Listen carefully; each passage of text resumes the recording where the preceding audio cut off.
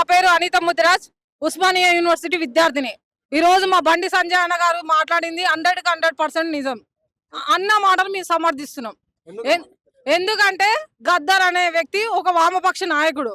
గద్దర్ అనే వ్యక్తి సిపిఐఎం ఆ పార్టీ ఏర్పడినప్పుడు వాళ్ళు ఎన్నికలు నిర్వహిస్తారు. ఆ ఎన్నికలు నిర్వహించినప్పుడు అక్కడ మోసం జరిగితే సిపిఐ ఎంఎల్ చార్ మంజుదార్ స్థాపిస్తాడు. అప్పుడు వాళ్ళు ఏంటంటే ప్రభుత్వం లేని రాజ్యం ఏర్పడాలని కోరుతాడు. ఆ చార్ మంజుదార్ స్థాపించిన సిపిఐ ఎంఎల్ పార్టీలో ఒక సభ్యుడు ఈ గద్దర్ అనే వ్యక్తి. ఈ గద్దర్ అనే వ్యక్తి ప్రభుత్వం లేని రాజ్యం ఉండాలని కోరుకుంటాం. ఇప్పుడు ఇచ్చేది ఎవరు? ప్రభుత్వం ఇస్తుంది కదా పురస్కారము. ప్రభుత్వం ఇచ్చే పురస్కారాన్ని ఈ కాంగ్రెస్ నాయకులు సమర్థించడం ఎంతవరకు కరెక్ట్?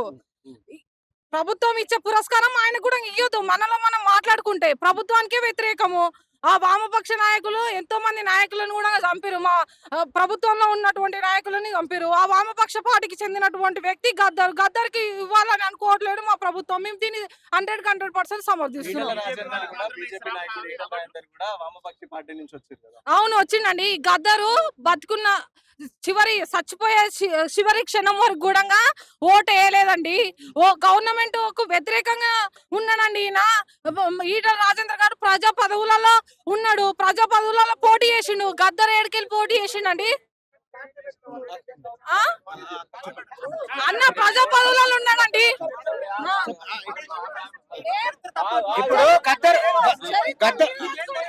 ఇప్పుడు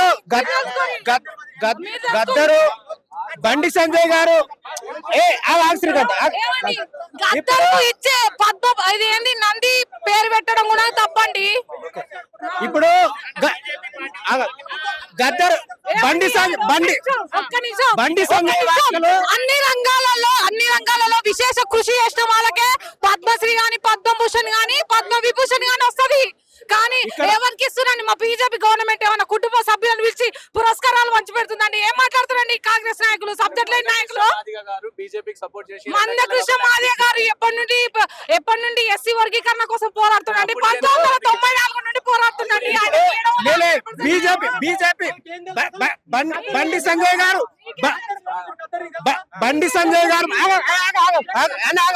శ్రీకాంత్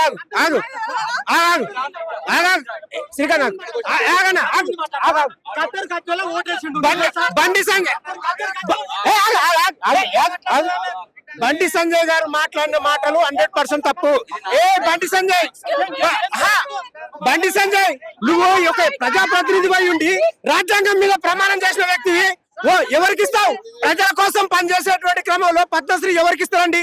దానికి ఒక సెలక్షన్ కమిటీ ఉంటది. మేధావులుగా ప్రజా వ్యవహారాలలో సాహిత్య రంగంలో గుర్తించిన వాళ్ళని ఆ కమిటీ ఉంటది.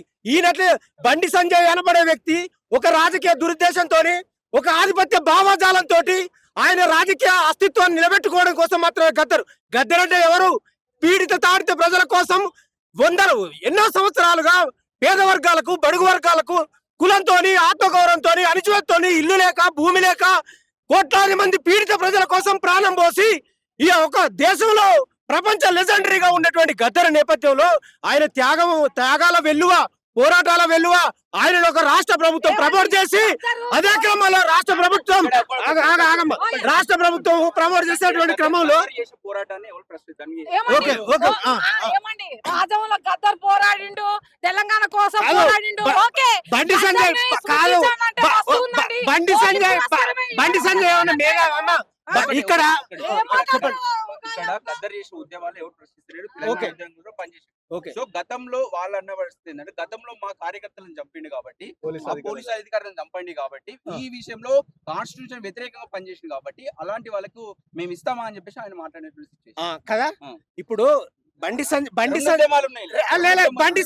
సంజయ్ అనబడే వ్యక్తి ఒక ప్రజాప్రతినిధి కదా. బండి సంజయ్ అంటే ఆయన భారత రాజ్యాంగం మీద ప్రమాణం చేసి ఈ ప్రజలకు నేను గడ్డిత్తా అని మాట్లాడతాడా? ఇప్పుడు ఆయన సెలక్షన్ కమిటీ ఉంటది కదా పద్మశ్రీకి. మేము ఇక్కడ ప్రజల త్యాగాన్ని, ప్రజల యొక్క త్యాగానికి ప్రతీకలాగా మనం గుర్తిస్తున్నాం. ఆ గుర్తింపులో ఈయన ఒక కార్యకర్త లాగా ఒక నీచమైన అభిప్రాయాలు మాట్లాడడం సబబేనా? మేము బండి సంజయ్ మాట్లాడిన మాటలు ఏ రకంగా చూస్తున్నాము అని అంటే, మేము ఇక్కడ మాట్లాడే ప్రతి మాట ఇక్కడ ఇటువంటి వాళ్ళు, ఇటువంటి అమ్మాయిలు, ఇటువంటి విద్యార్థి నాయకులు ఎన్ని మాట్లాడినా గద్దర్ త్యాగాన్ని ఎవరు తీయలేరు. గద్దర్ వెలుగును ఎవరు తీయలేదు. ఎన్ని మాటలు మాట్లాడినా ఈమెకి ఏం తెలుసండి గద్దర్ గురించి? కోట్లాది మంది ప్రజల కోసం, తెలంగాణ కోసం దేశం అంతా తిరిగినటువంటి చరిత్ర గద్దర్ది. గుడిసెలలో ఉన్న వాళ్ళు, గూడాలలో ఉన్న వాళ్ళు, తండాలు ఉన్న వాళ్ళ కోసం ప్రాణాలు ఇవ్వడానికి మాలాంటి విద్యార్థి ఉద్యమ నాయకులు కూడా ప్రాణం పోస్తారు. వీళ్ళకి ఏం తెలుసు చరిత్ర? బండి సంజయ్, నువ్వు వాపస్ తీసుకునే ప్రయత్నం చేయి, లేకపోతే ఈ పోరాటం ద్వారా నీ రాజకీయ భవిష్యత్తు ప్రశ్నార్థకం అవుతుంది. ఏం మాట్లాడతావు నువ్వు? మేధావివా? బండి సంజయ్ స్థాయి ఏందండి? Bandi Sanjay after all councillor ఉన్నాడు. ఎట్లా కేంద్ర మంత్రి అయ్యాడు?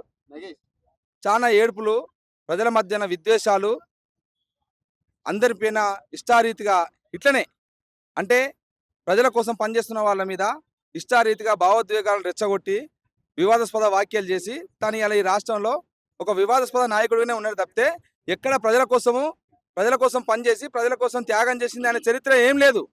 కాబట్టి ఇవాళ ఈ తెలంగాణ సమాజం కోసం పనిచేసినటువంటి ఓ చుక్కా రామాయ లాంటి వాళ్ళని, ఓ అందశ్రీ లాంటి వాళ్ళని, రాష్ట్ర గీతాన్ని అందించినటువంటి ఒక అందశ్రీ లాంటి వాళ్ళు దళితుడు, ఇవాళ ఓ గోరెట ఎంకన్న దళితుడు, వాగ్గేయకారుడు, ఓ గద్దర్ ఈ తెలంగాణ సమాజం, ఈ తెలుగు నేల పైన పీడిత ప్రజల కోసం తన జీవితాన్ని త్యాగం చేసినటువంటి గద్దర్ అనేక పోరాటాలు, దళిత వామపక్ష సామాజిక ఉద్యమాలు అన్నిటికీ ఇలా దిక్సూచిగా నిలిచినటువంటి గద్దర్ పైన ఇలా వీళ్ళందరికీ అర్హత లేదని మాట్లాడతాడు.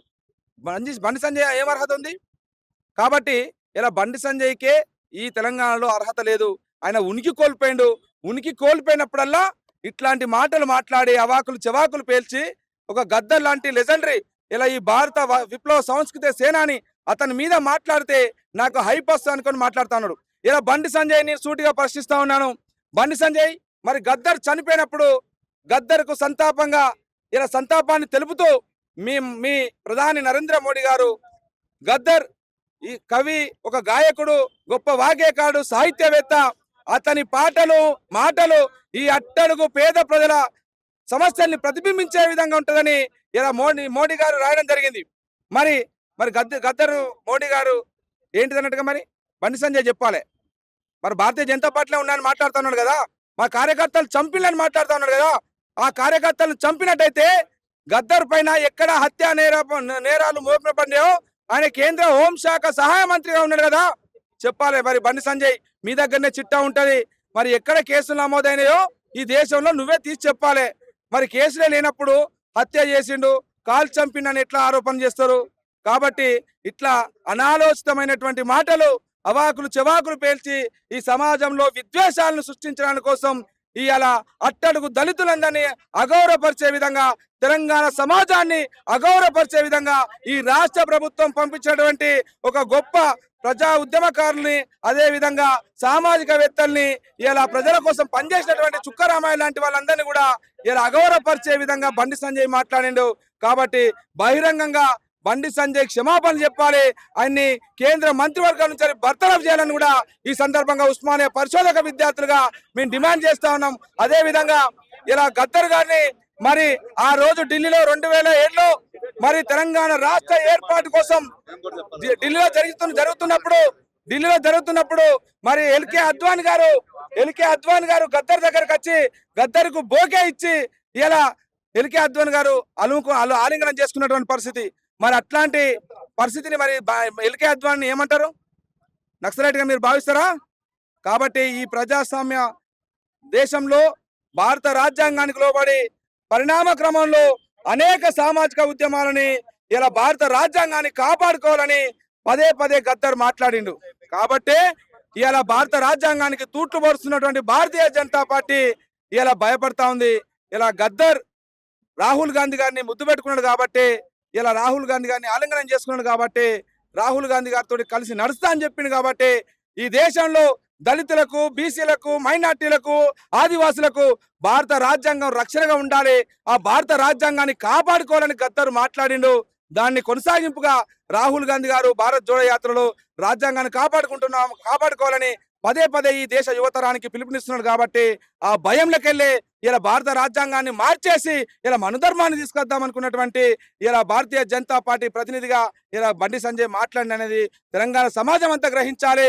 ఇలా తెలంగాణ భారతీయ జనతా పార్టీలో ఉన్నటువంటి గద్దర్ అభిమానులందరూ కూడా బండి సంజయ్ మీద ఉమ్మేస్తున్నారు. ఎందుకంటే అతని పాటకు ఇలా భారతీయ జనతా పార్టీలో కూడా లక్షలాది మంది అభిమానులు ఉన్నారు.